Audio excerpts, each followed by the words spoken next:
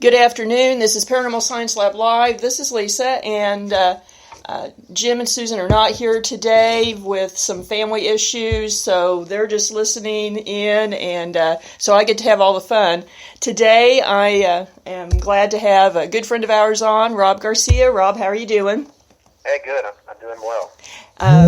Rob is a longtime paranormal researcher with Elite Paranormal of Kansas City, and additionally, Rob has taken on a whole new project that we're going to talk about today.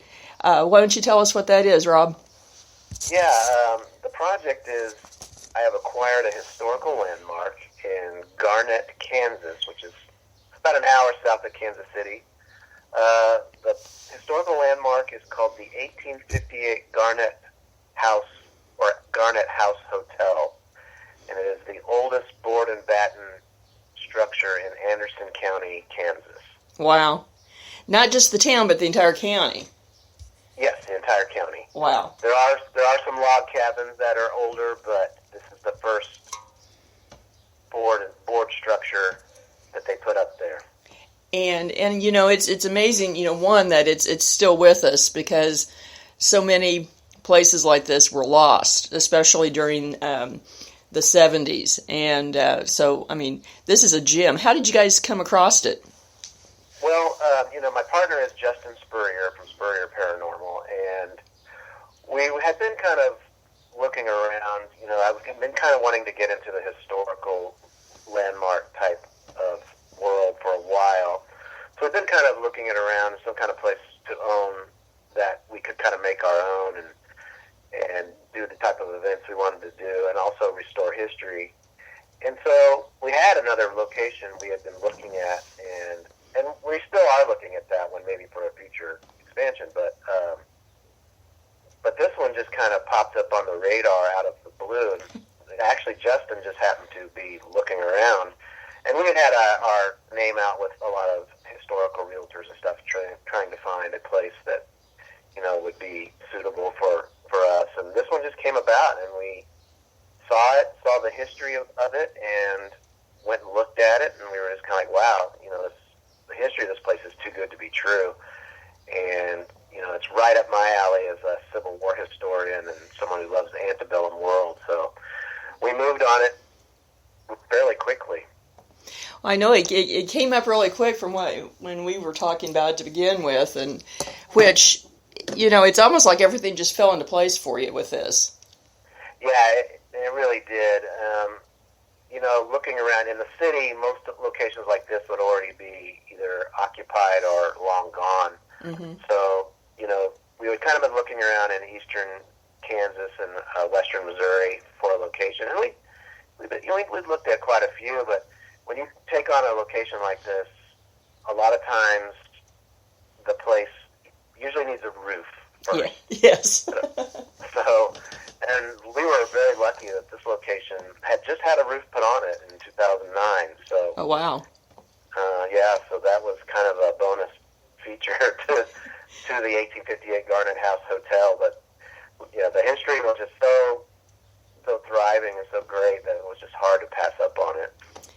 I think that's one thing that a lot of people really don't realize is so many people are, will say, oh, it's wonderful, I love history, I love these places, but they don't really understand what it takes to preserve a place like this and keep it going where it's able to be open to the public.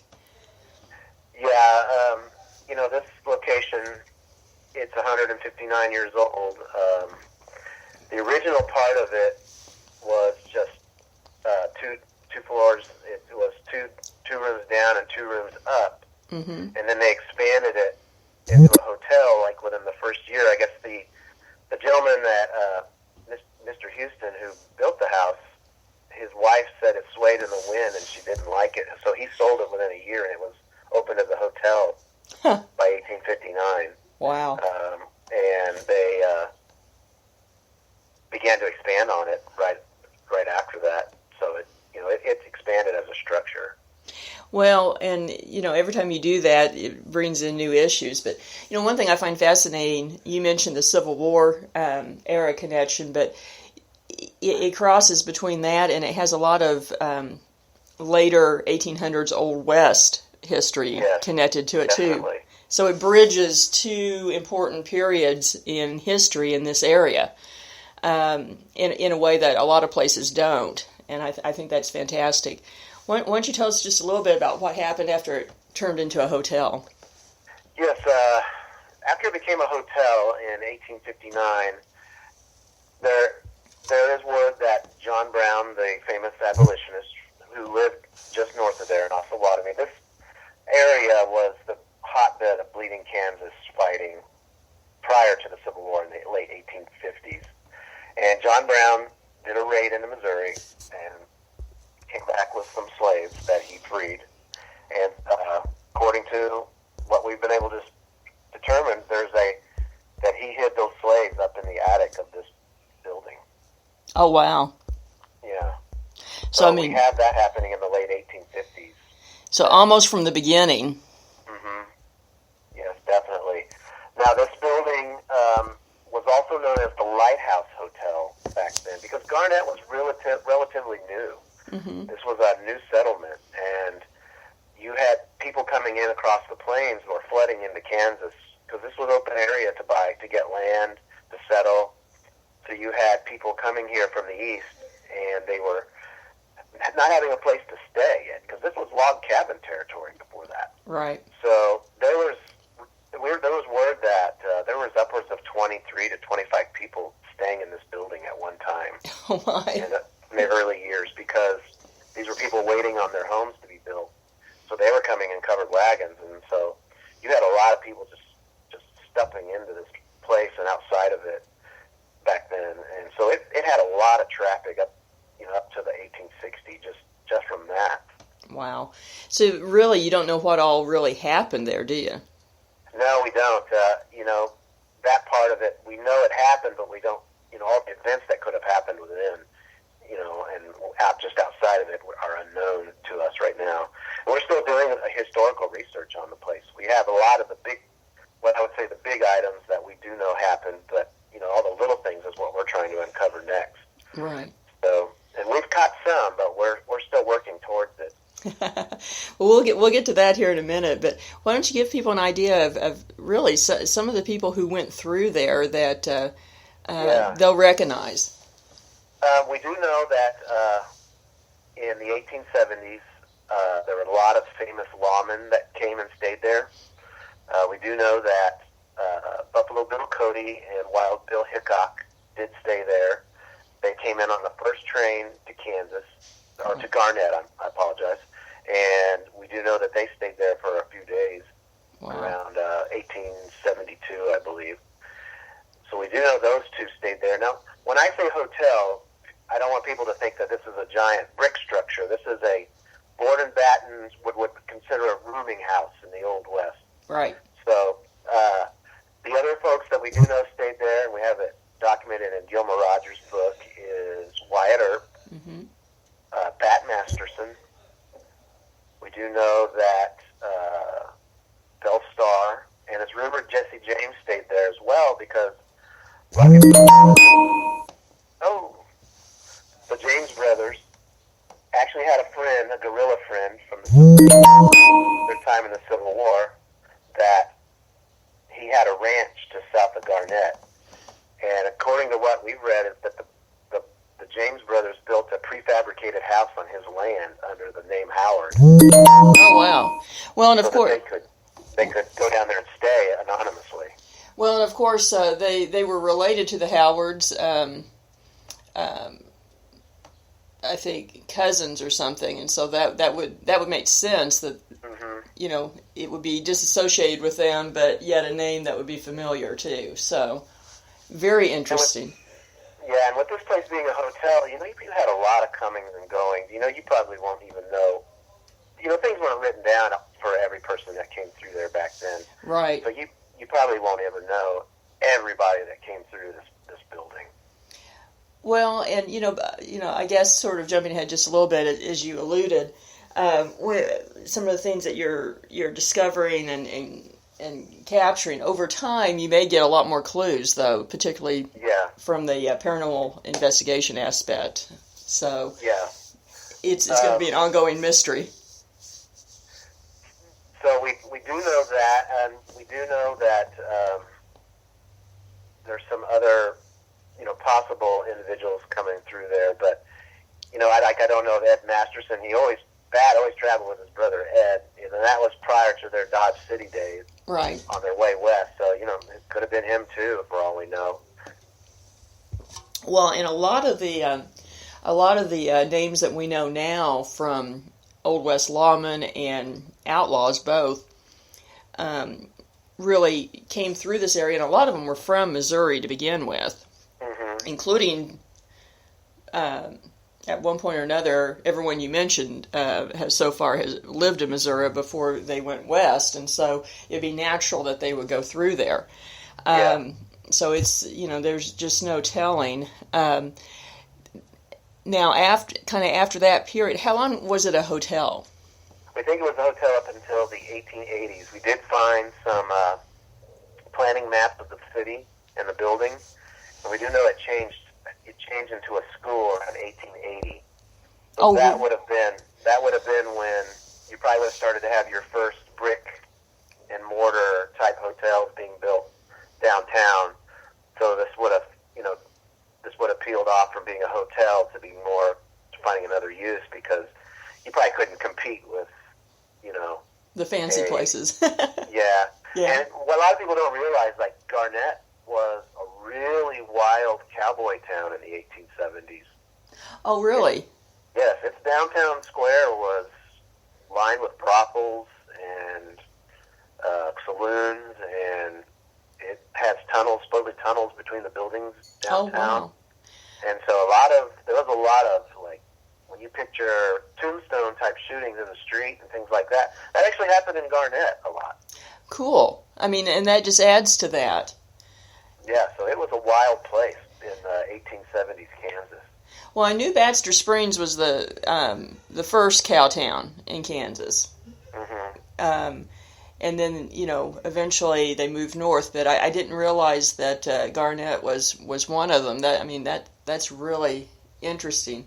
I mean, I know that was kind of a short time period that they did that, but I think the residents finally just got fed up, and they formed their police force, and then they just, they finally cracked down, and, as the Old West really, as a time period, really wasn't that long. No, about 20 years, really. Yeah, and then they got it, and people wanted, to walk out in the street without worrying, and so that's when your police forces started to kind of take control back. And you see a lot of those individuals that stayed at our place went on to the west, to Wichita and Dodge City and places, and instituted that kind of law enforcement. Well, and a lot of those same individuals, they really came out of the Civil War, and another thing people don't really realize is most of the Mastersons and the Earps, etc. They walked both lines of the law too. Yeah, they kind of had to, because you were trying to be civilized in an uncivilized time. But sometimes in one town they might be a marshal, and the next one they might be on the other side of the gun. Yeah, exactly. I think people have a hard time conceptualizing that, because we've been branded into thinking, this was the good guy, this was the bad guy type thing. But so there was a lot of action going on in Garnett. Yeah, a lot. From what I'm reading, there's a gentleman that used to live, he's passed away now. His name was Ed Fink, and he was a barber in Garnett, and he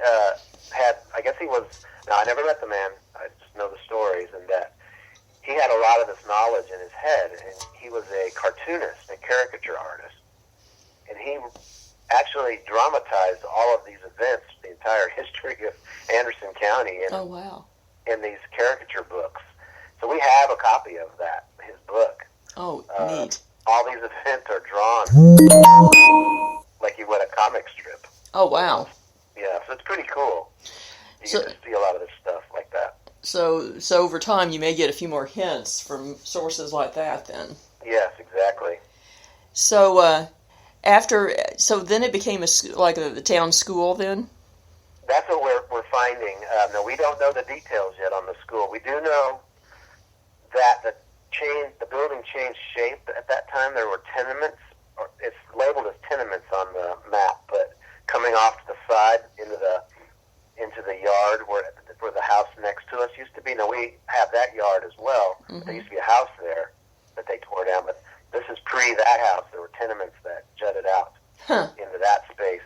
But those tenements are, we don't know what they look like, what they were, and they're lost to history at this point until we can find a photograph. We've never been able to find a photograph of the house yet. I tell you that's one of the things I find the most frustrating with working with some of the historic sites that I do too, is that there's quite a few of them that there just are not original photos. Yeah. And so you're piecing things together just from vague descriptions, and it does get frustrating. But with tenements, it sounds like transients, maybe people coming through on the railroad or something like that might have been going on, and basically some almost squatter situation or something, maybe. Yeah, it's hard to say. You don't know if they're related to its time of the school or, what the tenements were related to. But, it's hard to say at this point. We'd like to know. We're definitely going to try and research that even more. You might have to do an archaeological dig one of these days. The only problem we have, though, is we do know is there was a house next to it, more of a modern house that, is now gone. So it makes you wonder, what did they, digging that and building that, did they destroy? Right. In the process. Well, that's true, but if a dig is done, then they could go down through the layers and figure it out. Yeah, that's true. You could do that. So that might be something on down the lines, and no telling what you might come up with. We definitely want to start to kind of probe that part of the history, especially with maybe some metal detection and see what's around the building itself. Because if it goes back this far, I'm sure the whole area around it was just filled with people sleeping in wagons and all kinds of stuff. So it'd be pretty interesting. Oh yeah, definitely. So what happened with the building after the school time period? That's where it becomes the mystery. We think it just became a residence for people. Oh yeah. We're about to go back and start to do the deed list and try to figure out what happened after the 19th century and up until the late 1940s, where we pick up our next chapter that we know of. We haven't mapped that part out yet, but we're getting ready to work on that. We're almost going to have to dig in a new area that we haven't gone yet. So that's our next step in the history chase. And that's the thing. I think I think most people just kind of think that all these things are just recorded somewhere in a courthouse or a library or something, and life really didn't work that way.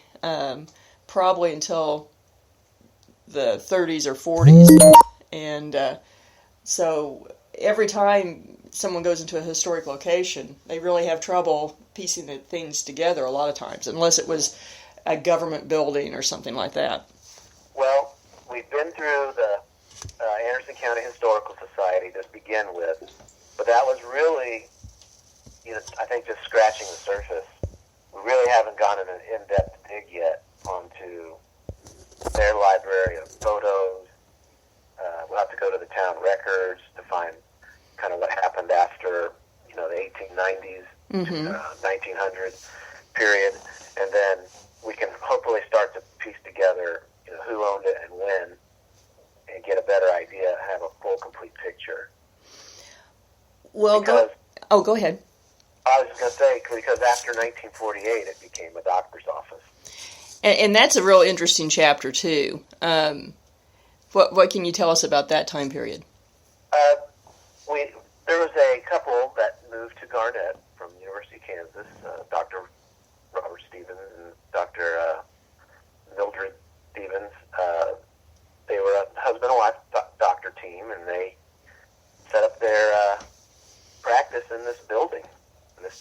doctor's office up until the 21st century. Wow. For basically 60 years. Yeah. Wow.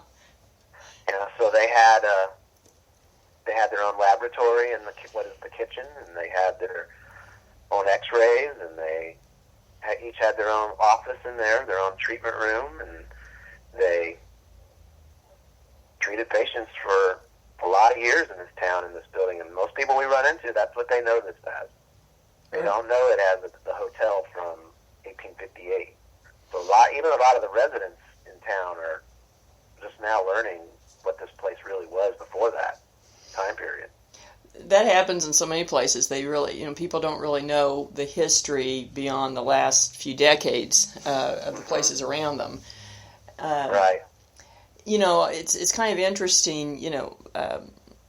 I'm kind of curious what kind of things that you guys have experienced there, because actually some of the more active places I've investigated over the years were doctors' offices.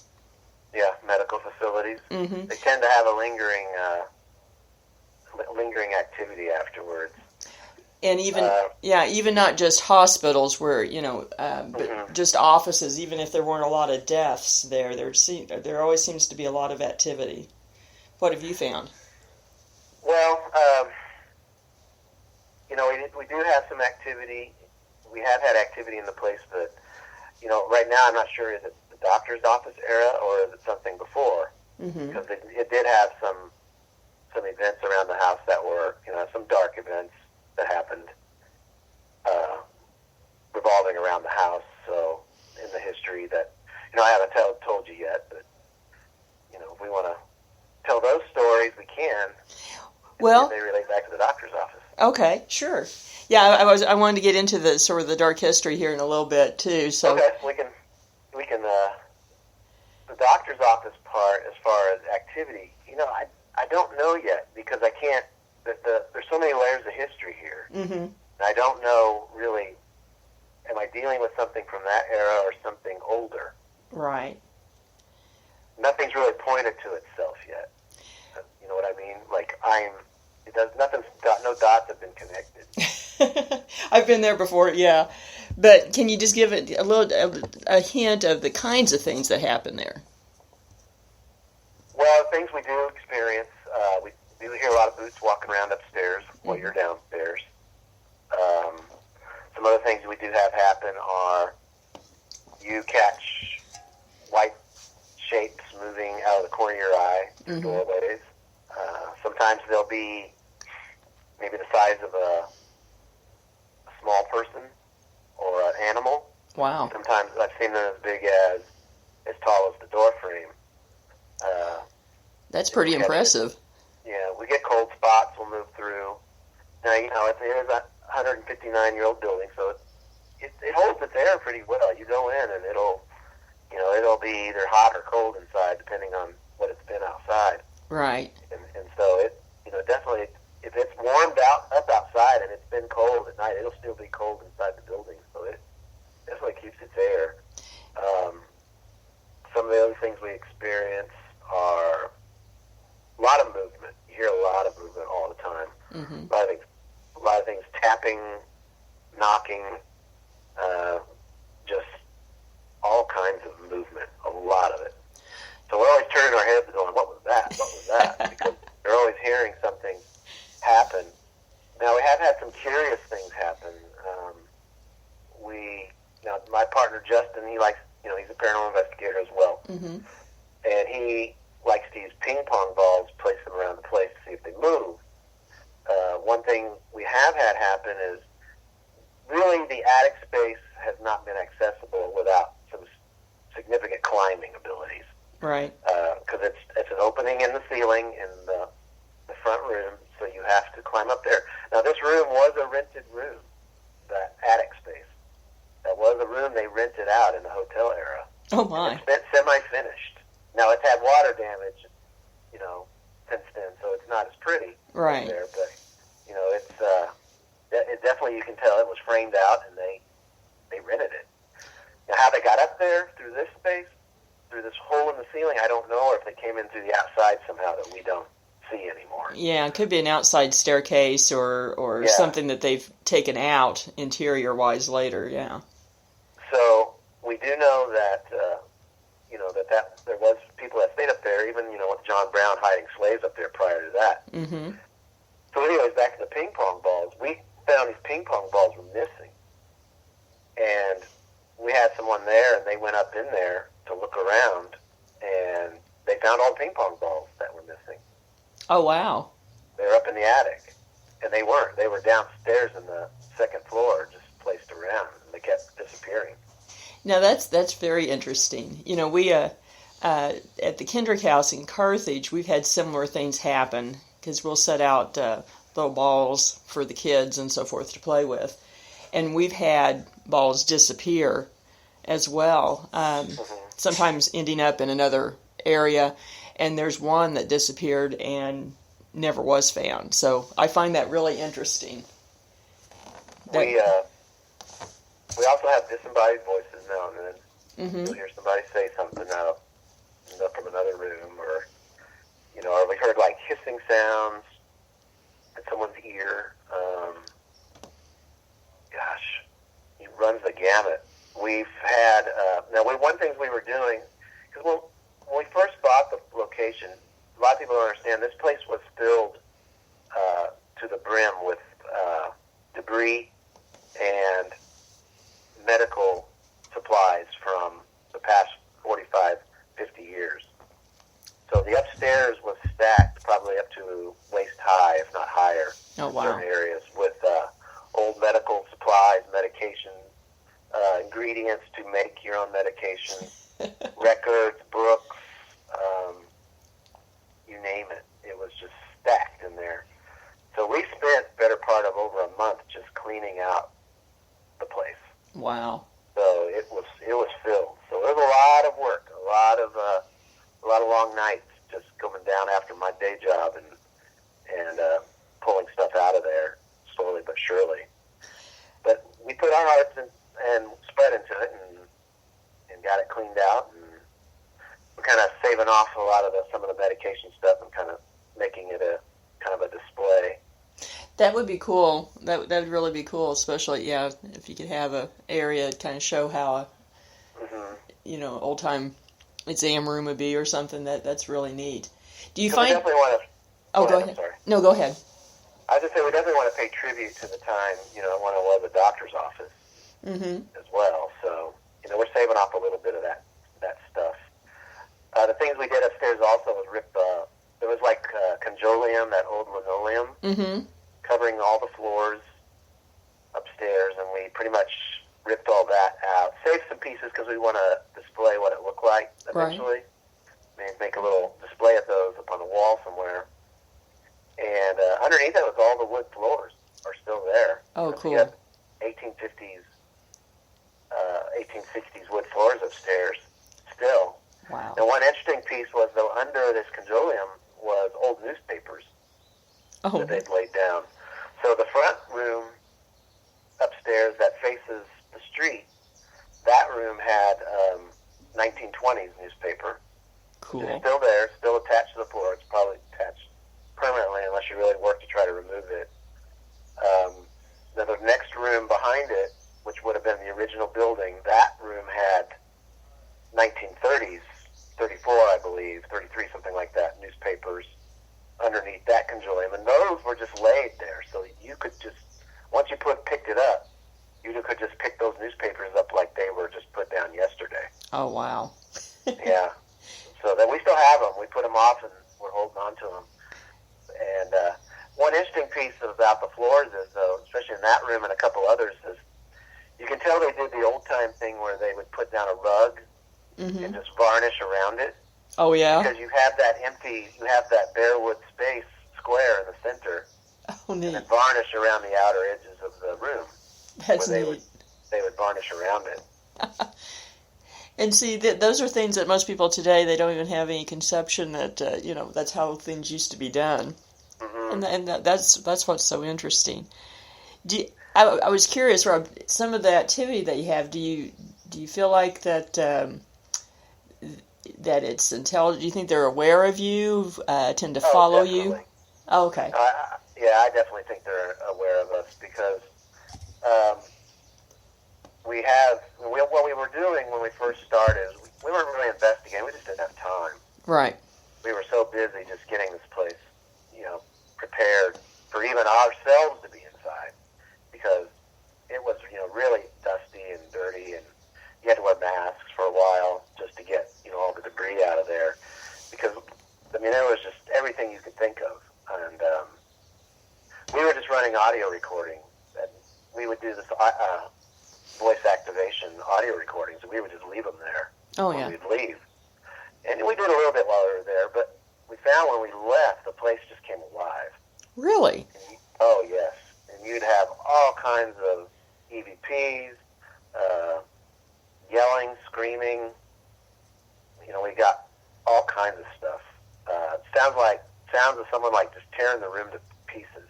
And it was literally that loud, like someone was just ripping the room to shreds. Wow. But you come in, nothing's been touched. Everything's just left the way you left it. But it sounds like someone just beat the place to death. And I have no explanation for what that is or what is happening. Is it a residual event? Is it someone expressing their displeasure? I don't know. I don't know. Trying to tear up the floorboards for hidden money or something? You just don't know. Yeah, no hidden money has been found at this point. So we did also have an event on audio recording where we left for the night and left audio recorder.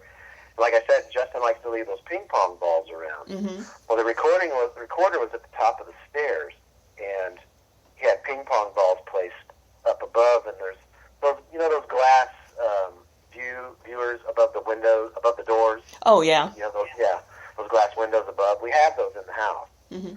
And he had ping pong balls up there, but in the audio recording, it sounds like someone's physically taking the ping pong ball and is like going up and down the stairs and hitting it on things. Because the recording sounds like you hear like the ping pong ball actually almost pretty much hit the recorder. Oh, wow. Then you hear it like it sounds like it's down the stairs. And then it's back the next, and this was in we're talking rhythmically, you're hearing this click, click, click. So it sounds like the next one's down the stairs, and you'll hear it back up next to the recorder. Then you'll hear it away again somewhere. Then it's back by the recorder. So kind of like they're testing what it can do, or yeah, it's almost like they're making a mock. They know what we're doing, and they're making a mockery of it by saying, "Okay, I'll take your ping pong ball and give you something, a show." Either that or a kid just playing. Yeah, because this place was, and it could have, we could have children there because it was a way station for people coming west. Mm-hmm. It was a school, a hotel. And after that, it could have been a residence with kids. We don't know that yet. And then it was a doctor's office, and they treated everyone. Right. So you could have kid energy there, a lot of it. Well, yeah. So yeah, you could just be playful, or it could be kind of testing it. I'm just going to mess with you type thing. Anything in between. So that's really, really interesting. It just sounds like there's so much going on. I like the fact that it seems to come alive when you leave, because so many places, from an investigation standpoint, if you leave recorders going after you leave, a lot of times it kind of tapers off after a little bit. Not much happens. It seems to be people being in there stirs it up. Yeah, and this place seems to have the opposite effect. I think, for Justin and I, we've almost kind of taken over the innkeeper role for this location. So, and I kind of wonder if that's what we're seen as because we're there so much. But we know that we leave these tools there, and we'll leave REM pods and stuff there at night when we leave, and leave the audio recorders. Well, the audio recorders won't record till something happens. Right. So, and you'll hear these REM pods just go all night. Oh, wow. And then they'll be drained when you get back. The batteries will be dead because something just ran them till they were dead. Something so you playing have with them. all kinds of stuff like that going on at night when we leave. And, you know, and then we started that, you know, we really, like I said, haven't really actively investigated. We just started to maybe do that a little bit, just to kind of see, you know, okay, what we got going on here. Right. And we're starting to, you know, like I said, you're starting to get those kind of events like I was describing when we're there. The voices, the walking, the pounding, just different things happening. Yeah, but you never can quite tell, like, where was that? Right. You know, except when you're downstairs and you're sitting there and you hear the boots walk across the floor above you. Well, there's a couple things you've mentioned that I'm kind of piqued my interest is tying into some of the dark history we're about to talk about. You know, you said there's screaming at times, and like someone tearing the room up, and of course the pacing or footsteps. And as you were talking about it, kind of made me think of the dark history that happened there. That curious if that has something to be a tie-in there. Why don't you go into a little bit? There's a couple stories I know of that are very interesting. That could be tied into that kind of activity. So why don't you tell folks? We'll talk about the first one. Okay. Now both of these happened in the 1864 time frame. Okay. Right during the Civil War. Okay. The first one was, there was a gentleman, well, we'll change it. It was in 1864, and during the Battle of Mine Creek, so that would have been August, or October, it would have been October 1864. Yeah, the Battle of Mine Creek was happening to the east of Garnett, and at that time, a lot of the men that lived in Garnett were off in the Union Army. So you had kind of empty town with not a lot going on. You know, you had the women and, you know, the older men still lived there, of course. But I guess it was on a night during that there was a gentleman there giving a lecture in town. So in those times, this would have been a big thing to go to for the residents of this town. Yeah, not much else for entertainment. Yeah. So there was a lady there who was in her 40s. Her name was Mrs. Duran. She lived about a block away from our building. And she had a daughter that was grown and a son. And I think the son was away, maybe in the Army, but I'm kind of escaping me a little bit. But I know he was gone from town. But the grown daughter went to this lecture, and her mother declined to go and wanted to stay home and read. So Mrs. Duran stayed home reading, and the daughter went out to the lecture. So there was a gentleman that, what happened was this lady, the daughter came back from the lecture and found her mother virtually decapitated. Oh, wow. And so the alarm went out, you know, and all the men came out, and they started hunting around. They found a bloodied axe out in the yard, and so they started hunting around for what happened. And they soon found some bloody clothes within the next day. They formed like a commission to get to the bottom of this. And so what happened was they found some bloody clothes. They traced them back to a freed African-American man named John Warren, who was living in our house in the rented attic space. Okay.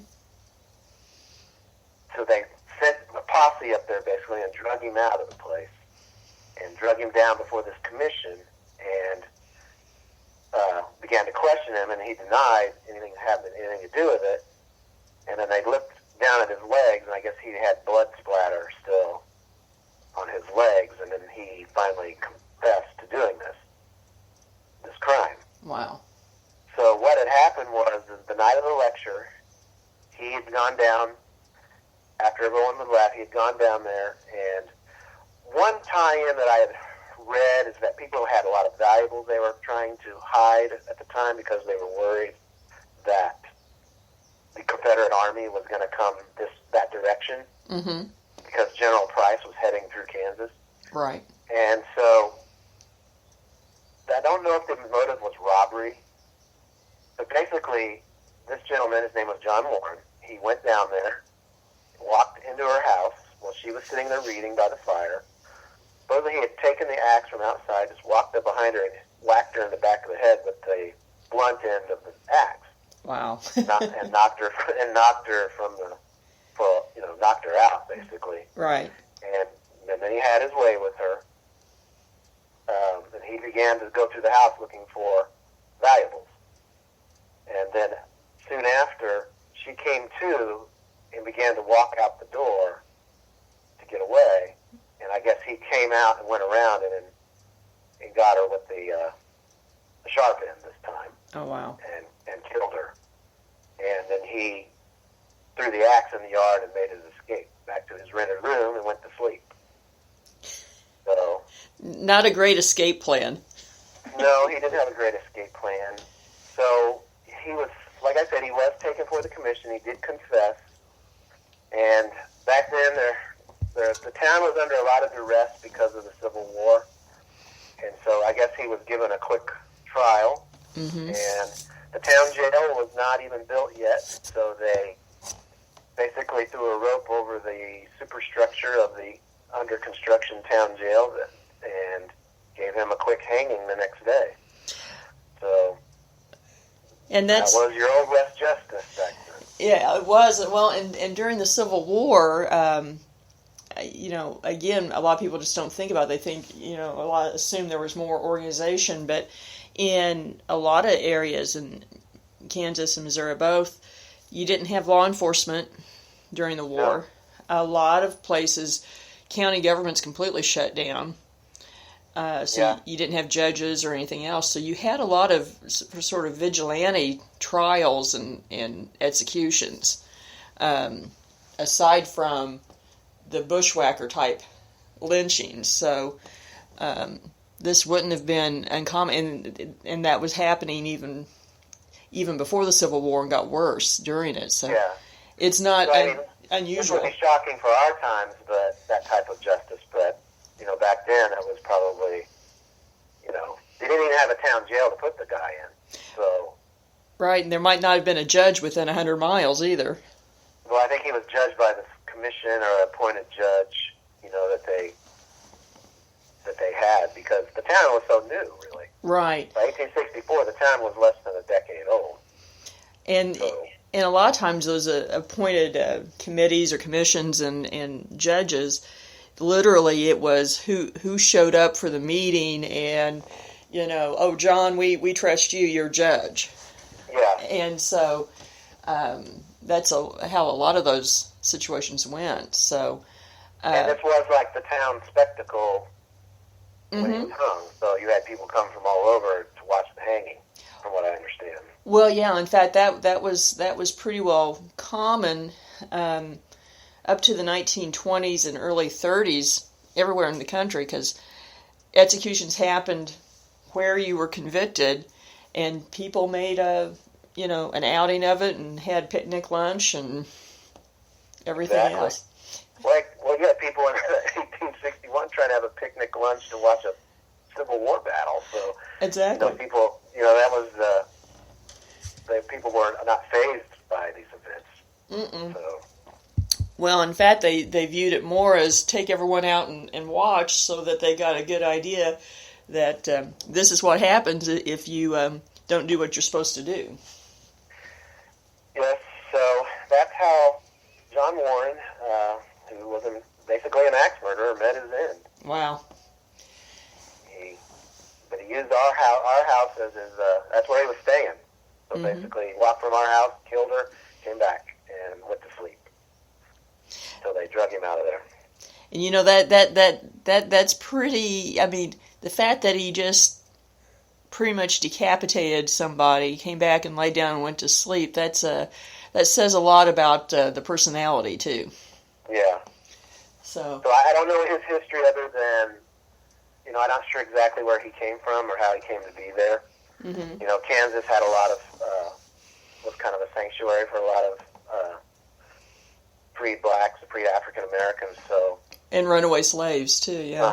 So they could go there and try to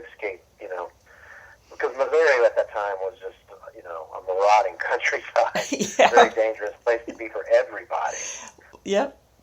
Well, yeah, same. Yeah, I mean, yeah, a lot of slaves and freed black people over here. They just made their way to Kansas as soon as they could because it was safer. So, no telling what he had experienced or been through before, but yeah, certainly a cold personality to do that and just go to sleep. Now, does John Warren still hang around our place? We've asked that question. Mm-hmm. We've gotten maybe tidbits about it. It's been picked up on by some friends that are psychic, without knowing anything about it. So interesting. So that's has come up that there was some kind of axe murder type thing. And this is an individual that would have no idea. Oh wow. About this place. This is someone who's not directly tied to Kansas whatsoever. So, so I think, those type of events leave their mark, and I find that, so. Well, I do too. Possible. If nothing else, the energy seems to imprint, and so yeah, you may run into John Warren, but he's not the only one that has a sort of a brutal story there either. The other story that kind of revolved around the house is back in about that same time period, there was a couple that lived, and I think their last name was Alderman, and they lived nearby on the Pottawatomie Creek, and a young lady that they knew came to Garnett and stayed with them, and her name was Sarah Potter, and she was 1920-ish, I believe, early 20s, and there was a gentleman that lived nearby named Leon Phillips, and he was a very young man, but he had money, for that time period. Mm-hmm. He had land, but he was single, and he was kind of an eligible bachelor, put it that way. So what happened was the Aldermans introduced Sarah Potter to Mr. Phillips, and not there soon after, they were married. And they were married for maybe a couple of weeks, 2 or 3 weeks, and then suddenly Mr. Phillips got sick, and then Mr. Phillips passed away. But before he passed away, she had tried to have his will drawn up because he was sick. He was very sick. Because back then, you get sick and you die. Pretty much. It wasn't as uncommon. So, but what he did was he had another brother. He had a brother that lived in Europe, I believe. So he tried to will, in his will, he willed away half of all his stuff over to him. So soon after he died, she tried to have the will amended to take the brother out of the picture, I believe.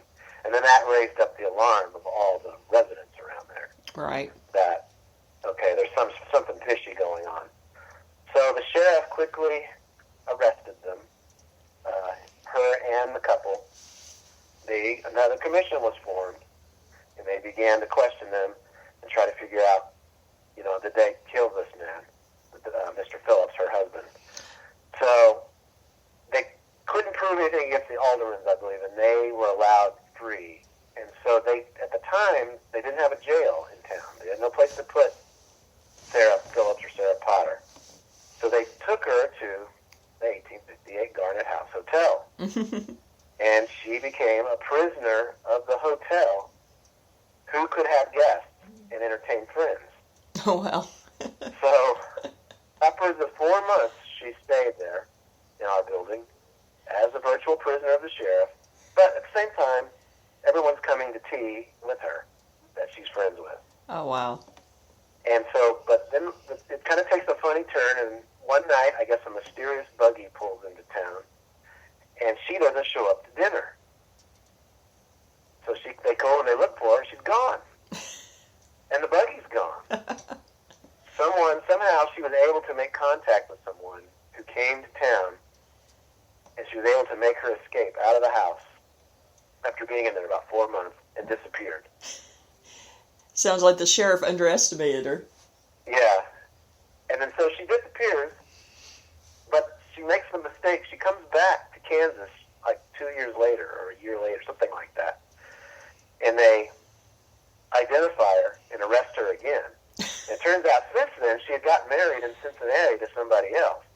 Now, I don't know if she killed that guy or not. Right. But I don't know if she, killed Mr. Phillips. It's probably likely. Mm-hmm. But they put her, they get ready to try her again. But by that time, they don't have enough evidence any longer to charge her with anything. So supposedly they let her go, and she just have a mistrial, I believe, and she disappears, and she's never heard from again. Supposedly she was, according to the history of Anderson County, she goes overseas and is never heard from again. Oh, wow. So she was able to get away, even the second time. Wow. That happened more often than people think. It's a little reminiscent of the Bloody Benders down in Cherryville, Kansas, too. Because they got away, and then 20 years later, the mother and daughter were on trial, I think, in Detroit for killing a new husband. And but they could never prove that they were the Benders, although they had people identify them. So right. You had quite a few of these Black Widows, more than you would think.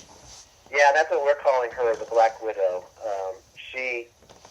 Now, we don't know really. They think Mr. Phillips was poisoned, of course, and that's why he died. I don't know if it was arsenic or something along those lines. Would have been common things they would have had back then. Right. Poison someone. So but he died rather quickly. We know that. He wasn't sick very long. So yeah, it was. He wasn't married very long. Pretty, conspicuous timing. Yeah, just a little bit. But at least, I guess she made off with half of his money anyway. Well, I don't know if she got it because she made the escape through the buggy. That's true. It is kind of interesting. It is kind of interesting. The story was that she went overseas, and the brother was overseas, though. Yeah, it never really says in the history of Anderson County where she went. It just says overseas. So that'll be an interesting one to see if you can track down more information as well. Yeah, that's those little tidbits you find in the history books. A lot of times more colorful than you're expecting. Now that one was actually, those two events were actually documented in. They're not a hearsay type of events. They're documented in true histories of Anderson County. So we know those did happen there. Well, and to be honest, there may be others that eventually you'll uncover too. So, well, we do know that the place, back then would have been a funeral home as well. Oh, really? Yeah, they had funerals in the front. When you walk in now, there's that first front room is subdivided into two rooms. Well, that wall between is not original, so that was probably one big room where they did. They probably ate there. That's probably the dining, and they probably had funerals there as well. So since this would have been like one of the centerpieces of the town up until about the late 1870s. They would have had a lot of events there, not just people staying there. That's true, and especially if you had the cowboy shootouts and stuff, that may have been where bodies were displayed and stuff like that. We also know they had an art gallery there at one time for like a showing of an art gallery. Interesting. Another thing that happened, there was some kind of fur trading event that happened there. So we've come up with a lot of weird, different little events that, it was a hotel. But you think about all these buildings in our lives and the stuff we do and, the comings and goings. A lot of stuff, just like I said, could have happened there that, we don't know everything. Don't know them all. Exactly. Little events that happen. So with that much coming and going in a place like this, there's still lots to uncover. So.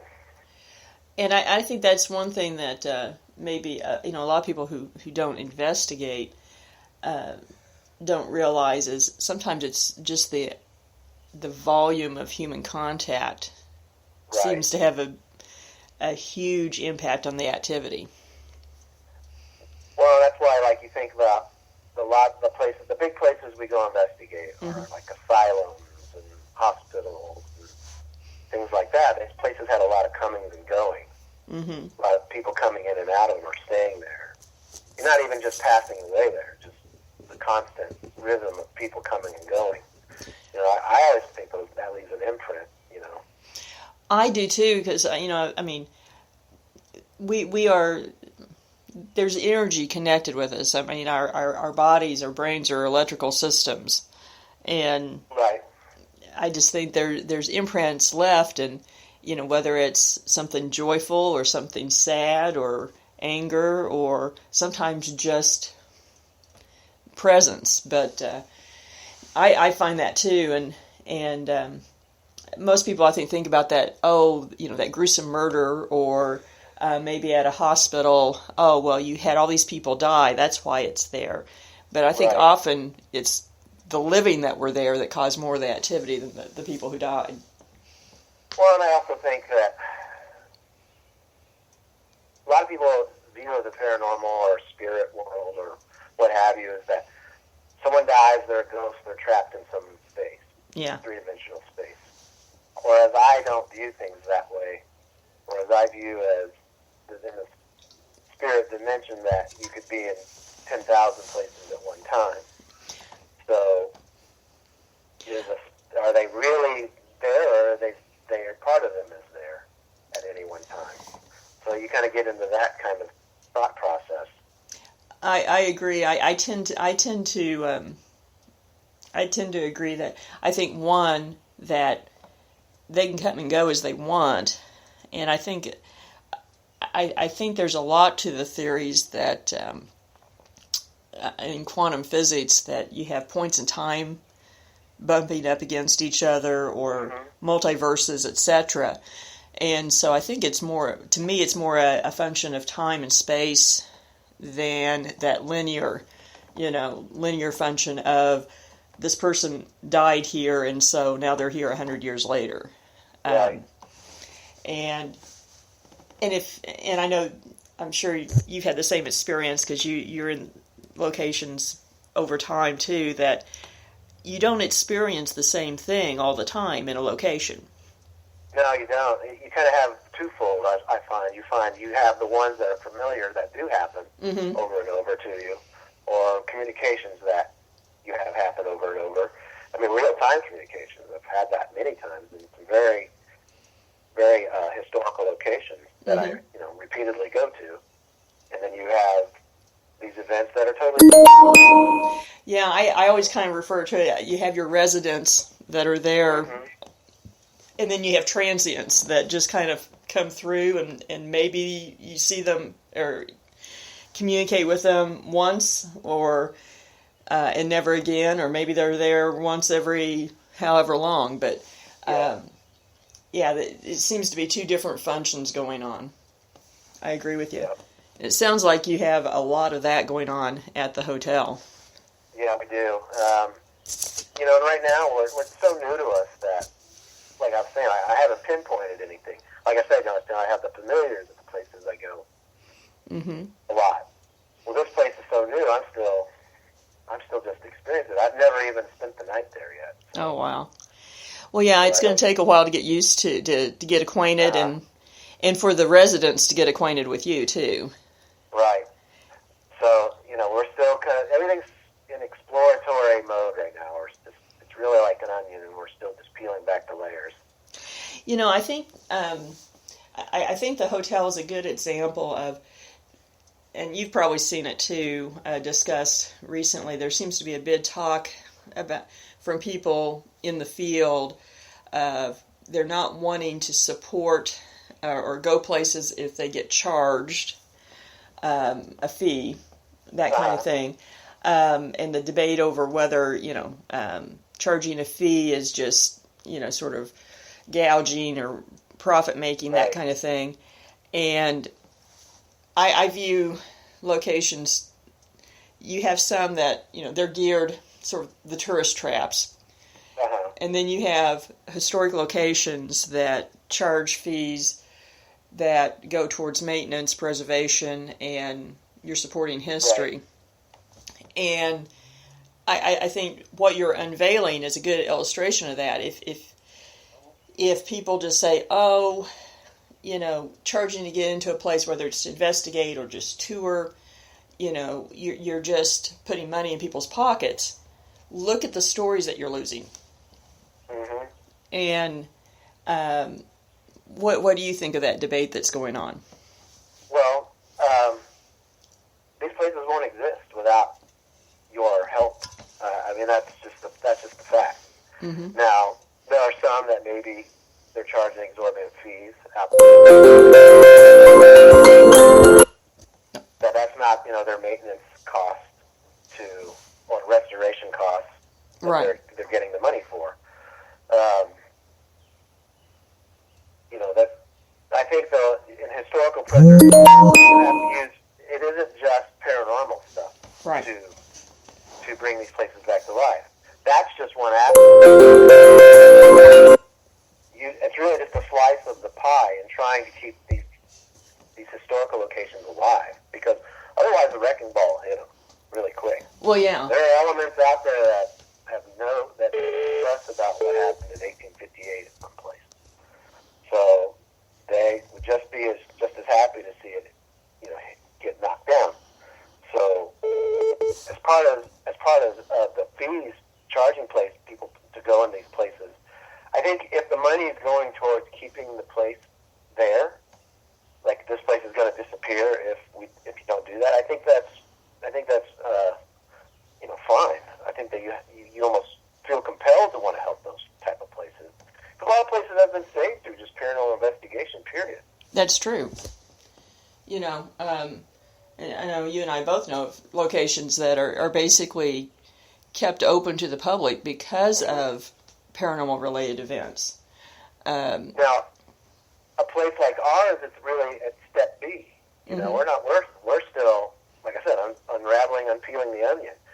So for us at our stage, I can't open it for like a historical location yet where people can just walk in and take a tour. Right. That's down the road. That's step R. Right. So a place like ours that still needs a lot of restorative work and some construction work, you definitely you would have to do that in order to keep the place going without the wrecking ball coming for it. So if you want to do a restoration, yeah, you're probably looking at some sort of fee to investigate someday.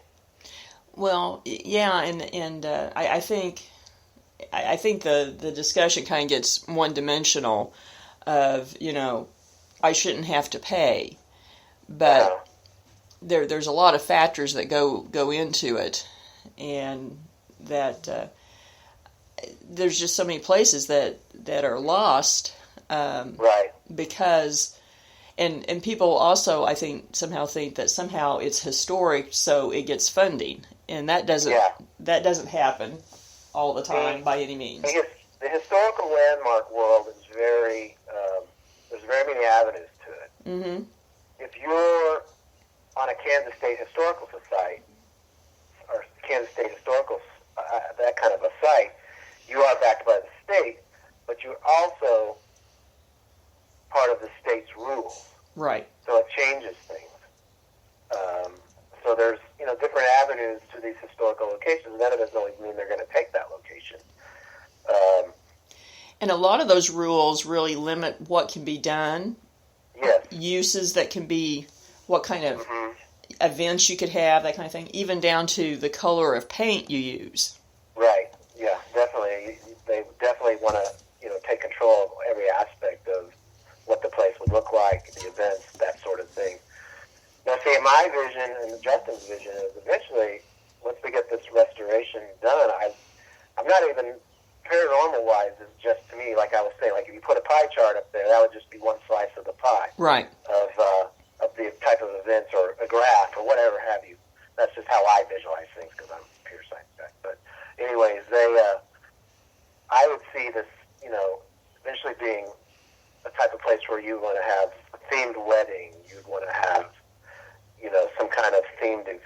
filming location. But then there's just so many things, that ways you could go with this. Yeah, historic reenactment, etc. Exactly, historic reenactment. I love the cowboy era, and I love those type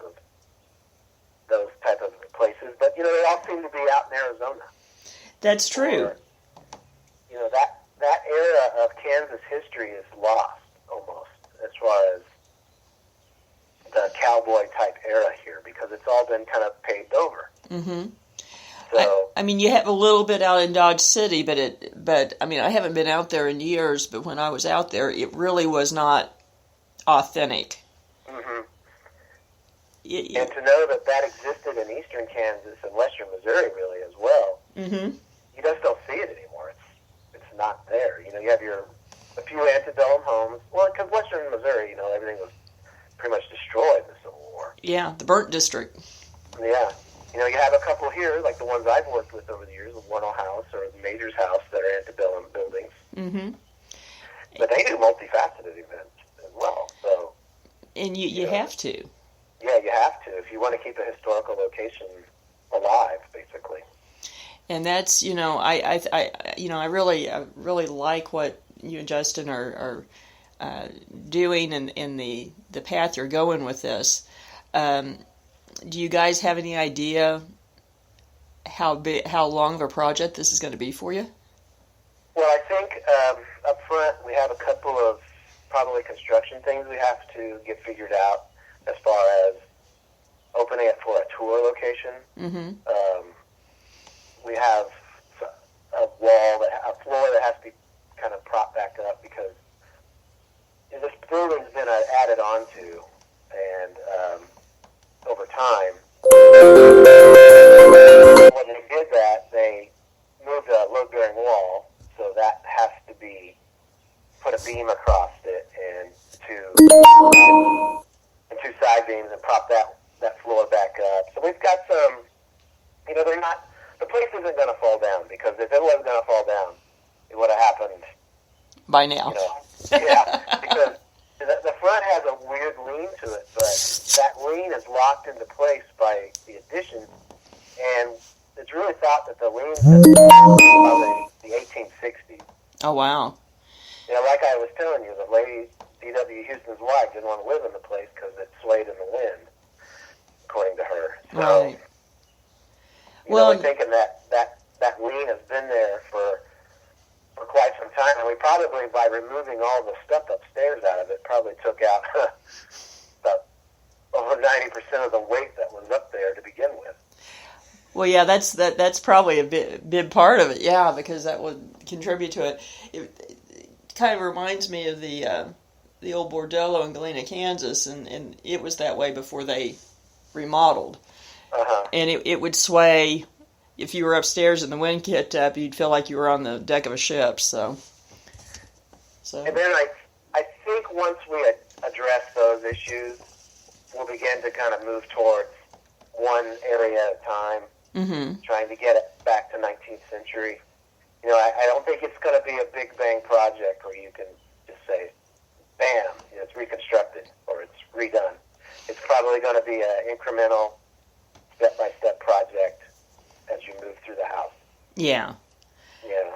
And that's what I've seen in other buildings that, and it may be that even after you start having a lot of events and so forth, you're still doing things, so. Yeah, it probably will be ongoing for a while. So, one thing we're probably going to get done relatively quickly is probably give the place a paint job, because it really needs it. So, we want to protect that 159-year-old board and batten wood. So. And it's amazing that it's still there and it's never been covered up or anything. Yeah, it's been painted, but it's never been covered with any kind of siding or anything like that. Any idea what original colors were? Or was it white or?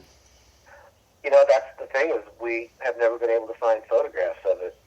So it's white now, or what's the paint that's on. So I think we'll probably keep it white. It would have been a very common paint color back then. Yeah, usually that or pink, because they would tint it with livestock blood, but Those were the most common colors, so. Oh, really? Livestock blood? I never knew that. Yeah, yeah. That's why a lot of the floors in buildings from that time period have that pinkish tone. They'd use ox or horse blood. I did not know that. Yeah. I learned something new. Yeah, that way they'd color it, and that way the floors wouldn't look as dirty as if they were white. Because getting tint out here was so hard. Yeah. Yeah. And this would have been the frontier back then. 1858, it was pretty. Anderson County, Kansas would have been a pretty remote place to be. Exactly, and I think a lot of people don't really think about that too. Is that it only goes back that far to the point that you might go 40 miles before you saw a building. Yeah. Well, as I mentioned earlier, this place was named the Lighthouse Hotel. Yep. And the reason why was because up in the upstairs on the third floor, they had their shutters up there. Mm-hmm. What we understand, they would put a light up there in that window, and that you could see the light of the building for up to 9 miles away. Oh, so travelers would make a line for the light. Interesting. Yeah, so that's why that had that name, because they could see it from that far away. Wow. So it tells you kind of how wide open space that was at the time. Yeah, literally a light in the window. Yeah. That's cool. Might have to do something to kind of recreate that effect one of these days. Yeah, we'll put an LED one, though, this time. I don't blame you. Instead of a real oil lamp up there, so. Fortunately, it never got knocked over. Yeah, exactly. The place never had a fire, as far as I know, so knock on wood on that. That's also amazing for a building that old, too. Mm-hmm.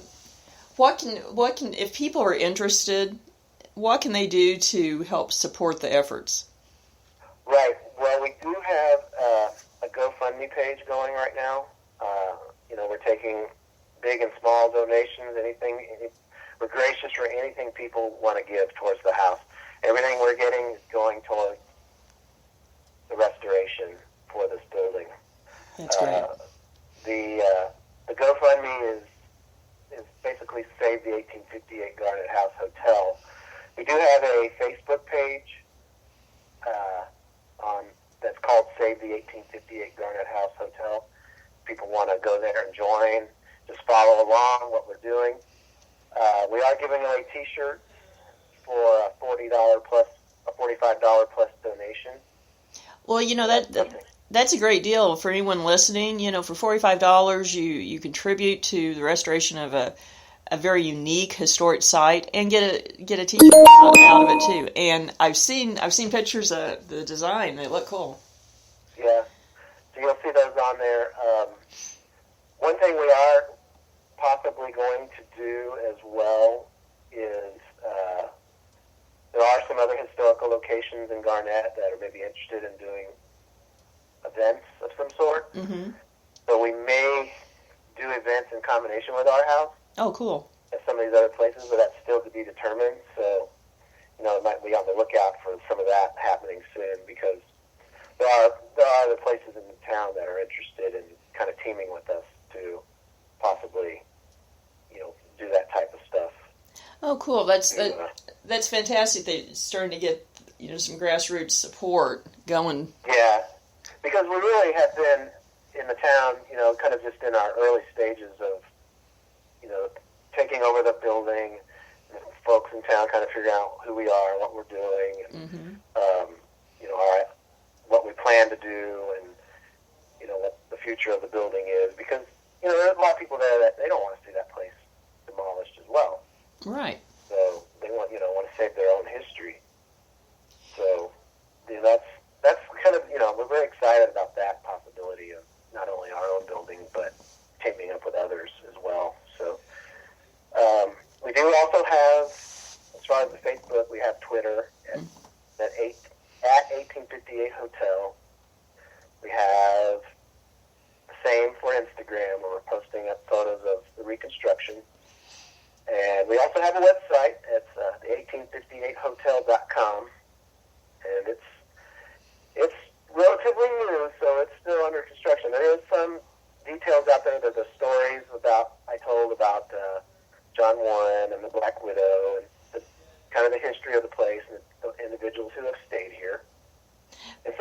we're kind of slowly getting the website populated with more information right now.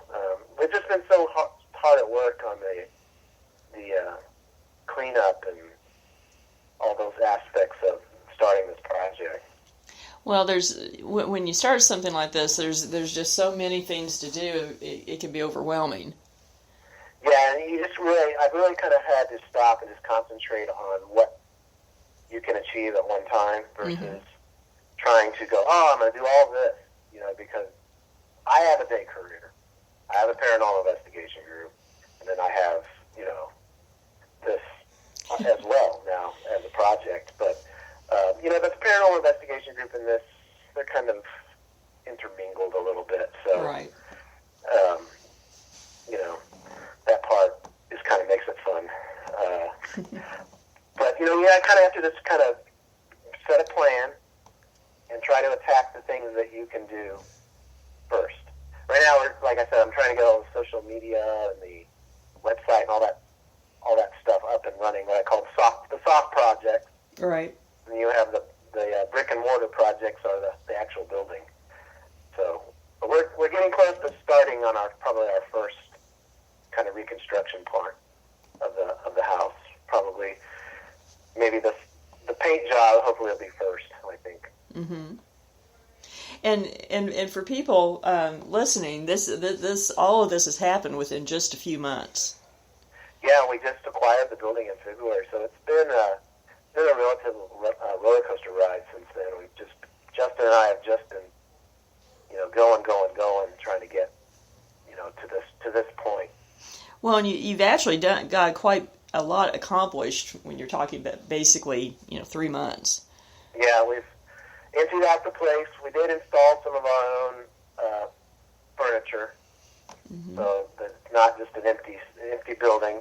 Still got definitely some cleanup to do inside. The floors have all had the carpeting and the old conjoleum ripped out, but there's some areas where we need to remove the residue from the carpets and things like that. Right. Just some basic cleanup, but you can walk into this place and it's not completely filled with dust and because we wore masks for forever in there.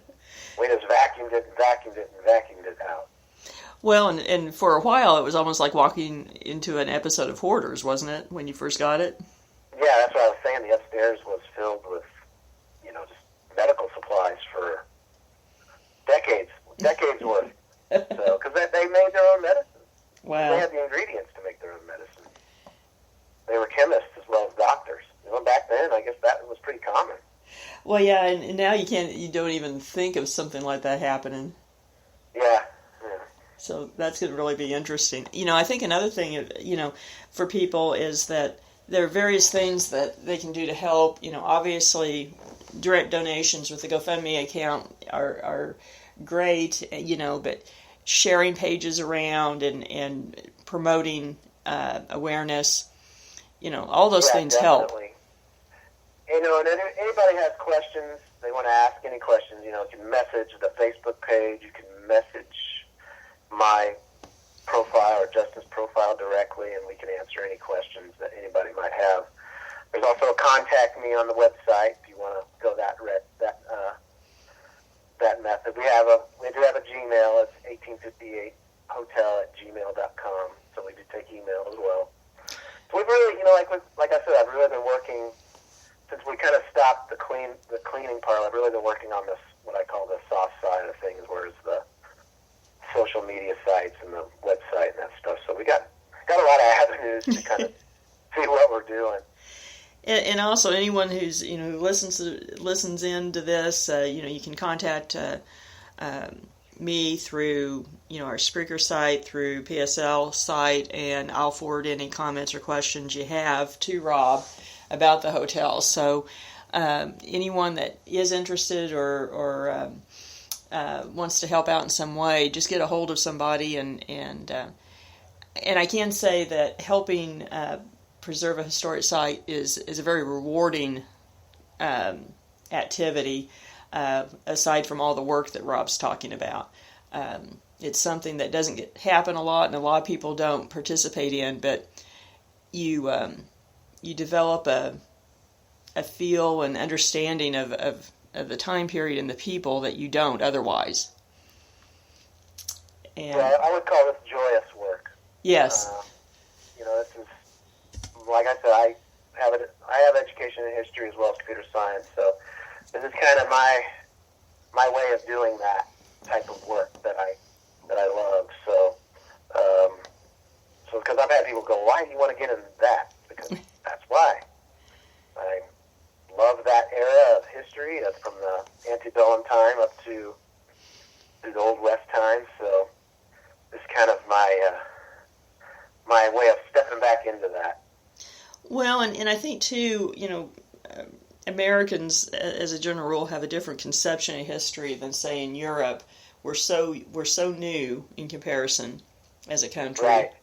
And so many people took the motto of the melting pot to heart. Forget the past, and we kind of suffer for it in a lot of ways. Yeah, and I would like, I harken back to that when we were first looking at historical locations that we might be interested in owning. A lot of the ones you read about, they're just gone. Yeah. They are just an empty field or something's been built in their place. They're just gone. And you go, oh, that's too bad. Because because it's such a cool history to the place. And I'm talking about from asylums to, hotels to what have you. It's, back in the early 20th through the mid 20th century was knock it down and build something new. Oh yeah, so many places that you just love to go. They're a parking lot or something like that, and like the library in Joplin, that yes, hotel that used to be there. That was the Connor Hotel. Yeah, that was one. I was like, oh, you'd die to go in the Connor Hotel, but it's gone. You know?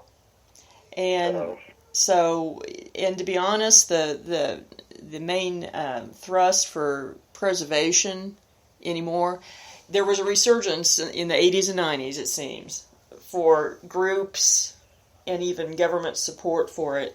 But then we're kind of back to the point that, money for those things are gone. That's not what's on people's mind. And so preservation comes down to individuals. It comes down to people like you and Justin saying, I'm going to save this building. Exactly. And so for anyone that's interested in history, anything that you can do to help out is appreciated. And I know I can't wait to get up there. I haven't seen it yet, and can't wait to go and experience it myself. And so all I can say is this is a worthy project for anyone listening to help out however you can. Well, we got to do our, I think, as paranormal investigator, as a historian, I think it's kind of my next mission, my next logical step as somebody who's been so involved in both of those things. Mm-hmm. So, I've worked with so many historical locations throughout my paranormal investigation career that I kind of just wanted to leave my stamp on one of my own. So, that's kind of, how I arrived here. Well, I think if to be honest, I think if you stay in the paranormal field long enough and you have any interest in history, you kind of get to that point. I mean, I'm kind of the same way, and working on the board of directors at the Kendrick House in Carthage and so forth, you just, it's a natural step. And and something that you can do as an individual who's not independently wealthy to make a difference. Yeah, I mean, like I said, definitely, I still have very much a more than full-time day career. So. Mm-hmm. Well, that plus family plus, kids and sports and I got all that stuff. So, but it's people who are willing to take that on that are saving history, and I'm really proud of you and Justin for doing this, and just great to be able to say you guys are my friends and help out however we can. So whoever's out there that wants to get involved, I recommend you do it. Well, thank you. Thank you for helping us promote the site. And we're like I said, we're at step B. Everybody, we're getting there. It's a labor of love, and we're gonna make it work, and we're gonna get there. It's getting this place restored to a kind of a 19th century feel as much as we can. There you go. Well, Rob, I really appreciate you talking with us today, and we're going to go ahead and sign off, and we'll be talking soon, and I know we'll be back talking about something another time on another show, but I really appreciate you sharing all of this, and I hope we've piqued someone's interest out there. Yeah, definitely. Everyone come follow us. We're glad to have you, and thanks a lot for having me, Lisa. Oh, you're welcome.